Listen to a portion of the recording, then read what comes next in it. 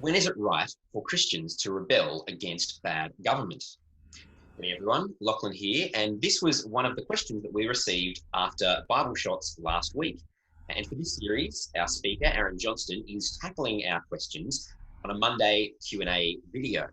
Now, Aaron's going to be speaking at Bible Shots again this Wednesday, 1 p.m. Australian Eastern Standard Time. And this week, considering the topic of climate change, we're going to hear a little bit more about that in a few moments. But for now, on to the questions. Aaron, great to have you joining us today. Yeah, great to be here. So thanks, Lockie. And yeah, the first question was, when is it right to rebel against a bad government?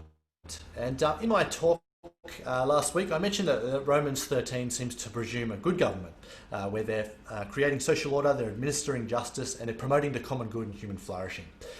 But as we know from history, this isn't always the case, unfortunately. So there are a couple of things I'll just say about this quickly. And from a Christian point of view, the only time that the Bible is explicit, clear and specific about times to reject government is when governments are attempting to make it illegal to share or teach the Christian faith. So at the end of Acts chapter 5, the apostles respond by saying they must obey God rather than people in this context. And I think this can be extended to more generally whenever a government asks you to act in a way that contradicts Christian teaching and morality and conscience, forcing you to do something that you just know is wrong. So rebelling in an individual way can be warranted against a bad government, but your conduct still matters, so the way that you do it. So in terms of larger historical examples, I can think of two prominent ones where men were guided by their conscience and their biblical principles to resist injustice.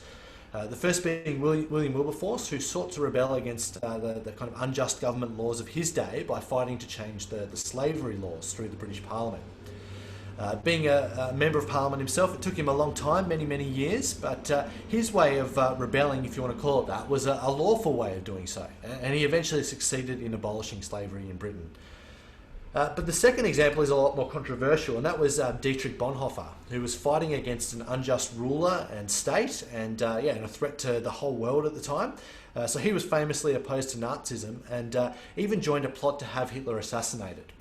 Whether it was right or wrong for him to do that, that's a question that I'll leave to you, the viewer, to decide.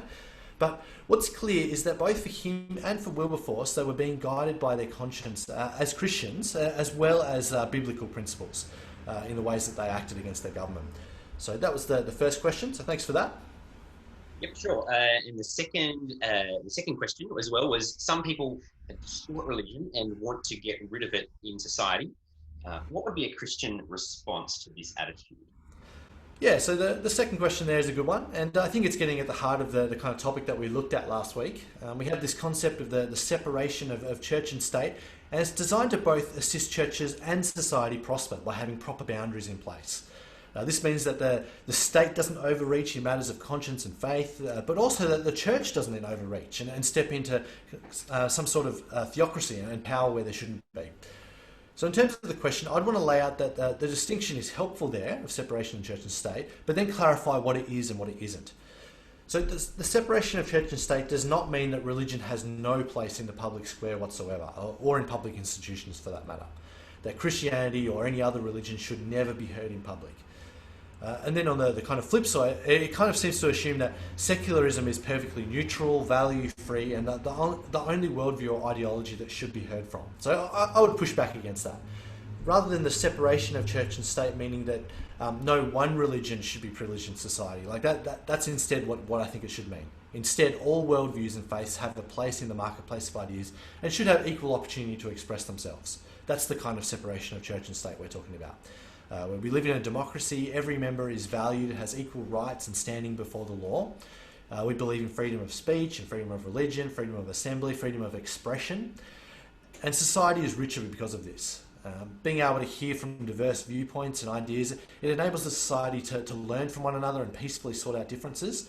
And once again, using the William Wilberforce example, it was his faith as a Christian that led to the tremendous social progress and change at that time. Something which is just unthinkable, unconscionable in today's day was due to religion and the input of Christianity in being a very public voice in the democratic process. So that would be a way that I would push back from that assumption that religion has no place in public life. But yeah, once again, great question. Thanks, Aaron. Now, this Wednesday, you'll be speaking again. Can you tell us a bit about what you'll be speaking on and why we should tune in? Yeah, so this week we'll be tackling climate change as we continue the series, Does Christianity Have a PR Problem? And the title of this week's talk is Does the Bible Encourage Climate Change Denial? So we'll spend a bit of time kind of looking at what the Bible actually says about climate change and environmentalism, and how Christians should respond to this pretty urgent time of crisis, it seems. So I reckon it'll be surprising for many and a lot more positive and optimistic than people give Christianity credit for. So I hope you can tune in. I hope it will be great for you and for anyone else that you want to invite, bring along.